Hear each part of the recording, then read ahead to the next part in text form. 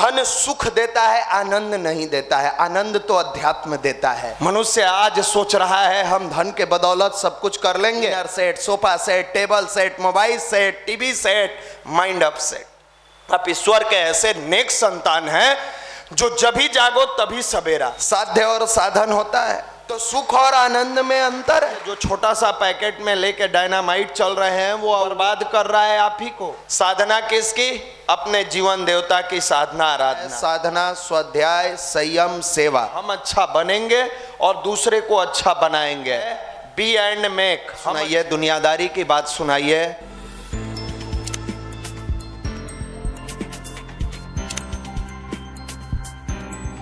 जो यहाँ से जुड़ने के बाद अच्छे बनते चले जाते हैं। देखिए, परिवर्तन ही संसार का नियम है। बचपन से पढ़ते आते हैं, परिवर्तन होना चाहिए। और किस चीज में होना चाहिए? अपने व्यवहार में होना चाहिए।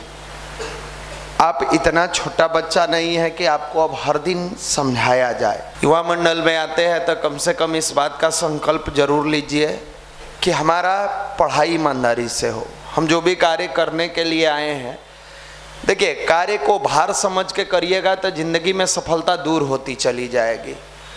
और कार्य को भगवत कार्य समझ के करिएगा कि ईश्वर का काम है। पढ़ाई हमको अपने लिए नहीं पढ़ना है, ये सोच के पढ़ना है कि ये ईश्वर का काम होता तो हम कैसे करते। गांव में देखते हैं अष्टजाम होता है, हरे राम, रास्ते से कोई जा भी रहा है वो भी गाने लगता है। अलग अलग तरीके से धुन बज रहा है और लोग झूम रहे हैं उसमें। तो जिस दिन अपने कार्य को ईश्वर का कार्य, जिम्मेवारी वाला कार्य समझ लीजिएगा। चलिए, ईश्वर मत मानिएगा, थोड़ा सा ये सोचिए कि जिम्मेवारी वाला काम है कि हमको 8 घंटा का समय मिला है अगर पढ़ाई करने का, तो इस 8 घंटे में हम ईमानदारी से पढ़ाई करेंगे। भैया सब बात कहिए, ये पढ़ाई वाला बात कहते हैं हम लोग सीरियस हो जाते हैं। आज की युवा पीढ़ी को सब सुनाइए, जिम्मेवारी वाला काम नहीं सुनाइए। अभी इसको सुनाइए, देश के आईपीएल की बात सुनाइए, संगीत की बात सुनाइए, दुनियादारी की बात सुनाइए, अच्छा लगता है। लेकिन जिम्मेदारी की बात सुनाइए, बुरा लगता है। और बिना जिम्मेवारी उठाए आपके परिवार का कोई, दुनिया की कोई ताकत समाधान नहीं कर सकती है। कोविड के बाद जो ग्रामीण इलाके के गांव की स्थिति हुई है और जिस लेवल से परिवार संघर्ष कर रहा है, आप सबने होली में जाकर देखा है या पहले से आप देखते आए हैं कि आपके परिवार में किस तरह का विकट परिस्थिति है, क्या है, कैसे है। इससे उबारने का एकमात्र तरीका है बी एंड मेक। हम अच्छा बनेंगे और दूसरे को अच्छा बनाएंगे। हम अच्छा कब बनेंगे? जब हमारे पास 4 चीज जो बार बार इस युवा प्रकोष्ठ द्वारा बताया जाता है, साधना, स्वाध्याय, संयम, सेवा। साधना बाबा बनाता है, स्वाध्याय बाबा बनाता है। कुछ ऐसा टिप्स दीजिए जो बिना पढ़े हमारा रेलवे में हो जाए। हम लोग के पास नहीं है ये टिप्स। आप गलती कर दिए हैं आके, ये सोच के जे आए हैं कि बिना पढ़े कहीं नौकरी हो जाए। साधना किसकी? अपने जीवन देवता की साधना, आराधना। पहले हम लोग देखते थे, जिस समय पढ़ने आए थे, सुबह सुबह हमारे आसपास के लॉज के लड़के जगते थे, थोड़ा मोइनुल हक स्टेडियम में दौड़ लेते थे, इधर उधर भाग दौड़ करते थे, वर्कआउट करते थे। कुछ नहीं मिलता था तो छत पर जाके योग कर लेते थे। आजकल तो देखते हैं कि जितना लड़का सब है, भाई लोग हैं हमारे, मोबाइल पर सब हो जाता है। योग भी हो जाता है, रनिंग भी हो जाता है, गेम भी खेल लेते हैं, सब काम मोबाइल पर। ये जो छोटा सा पैकेट में लेके डायनामाइट चल रहे हैं वो बर्बाद कर रहा है आप ही को। वो डायनामाइट किसी और की जिंदगी बर्बाद नहीं कर रहा है, आपकी बर्बाद कर रहा है। तनाव में आते थे हम लोग, बहुत तनाव होता था तो भाग के युवा मंडल में आते थे। युवा मंडल में बैठ के ध्यान करते थे, मेडिटेशन करते थे, भाव जागृत हो जाता था। फिर विश्वास हो जाता था मन में, अपने जीवन देवता की साधना, आराधना करते करते कि किसी का साथ है या नहीं है, हमारे गुरु का साथ हमारे पास साथ है। दुनिया में कोई साथ देगा कि नहीं देगा, लेकिन जो भाव से गायत्री मंत्र करते थे तो लगता था गुरुदेव विकट परिस्थिति में भी हमारे साथ खड़ा मिलेंगे। और मिलते रहे, अभी भी मिलते हैं। हताशा, निराशा, उदासी अभी भी आती है, लेकिन जब उदासी क्लाइमेक्स पर जाता है तो ऐसा भाव बनने लगता है कि अरे काहे चिंता करते हो, क्या लेके आए थे, क्या लेके जाना है, खाली हाथ आए थे, खाली हाथ जाना है, फिर टेंशन किस बात का। भाव करो, जिसने बचपन से चलाना सिखाया, आगे बढ़ाया, आपके अंदर ऑक्सीजन दे रहा है, आपको आज बोलने की क्षमता दे रहा है, गर्भ में आपको स्वस्थ रखा, गर्भ से बाहर निकलने के बाद बौद्धिक क्षमता देकर 10 लोगों के बीच बात करने का मौका दिया, उस पर तो विश्वास करो। नहीं, यहाँ विश्वास है किस पर? पापा पर। हमारे पापा रहेंगे सब कुछ कर देंगे। दुनिया में ऐसा कोई है जिसके पिता रहे हों? विश्वास है रिश्तेदार पर, मेरा रिश्तेदार सब कर देगा, कभी काम नहीं आएगा। आप जिस भ्रम के भटकावे में जी रहे हो, ये भ्रम बहुत दिन तक रहने वाला नहीं है। असली रिश्तेदार आपका कौन है? आपके गुरु हैं, आपके इष्ट हैं, आपके मालिक हैं। वही आपके आत्मबल को मजबूत करते हैं। आप जिस पापा, चाचा, फूफा, मौसा, नाना, काका के चक्कर में पड़े हैं, ये छलावा है, ये बस रिश्तेदारी है, ब्लड का रिश्ता है। आप इसको मानिए, सलाम करिए, प्रणाम कीजिए। लेकिन अगर एक निष्ठ विश्वास किसी पर करना है, अपने गुरु पर। आपके पिता के पास बहुत धन है, बुरा मत मानिएगा, एग्जाम्पल के लिए दे रहे हैं, बहुत पैसा है। क्या आपका एक आंख गलती से डैमेज हो जाए, गलती से डैमेज हो जाए, पैसे के दम पर आंख तो लगवा लिए थोड़ा देर के लिए, बहुत पैसा है तो। क्या गलती से आपका थोड़ा देर के लिए सांस रुक जाए, उस पैसे से पिता नया सांस खरीद के दे सकते हैं? नहीं दे सकते हैं। आप जिसको सब कुछ मान चुके हैं, नहीं मिलेगा। मनुष्य आज सोच रहा है हम धन के बदौलत सब कुछ कर लेंगे। धन सुख देता है, आनंद नहीं देता है। आनंद तो अध्यात्म देता है। धन से एसी लगा सकते हैं, लेकिन एसी में बैठ के मुस्कुराहट जो आएगा, वो अगर आपके पास साधना है तभी आएगा, आपके पास अध्यात्म है तभी आएगा। नहीं तो कई बार एग्जाम्पल में हम लोग दिए हैं, dinner set, sofa set, table set, mobile set, TV set, mind up set, सारा सेट लगा हुआ है। ये तो धन का कृपा है, सुख है। टाइल्स लगा है, मार्बल लगा है, ये सुख है, खुशी नहीं है, आनंद नहीं है।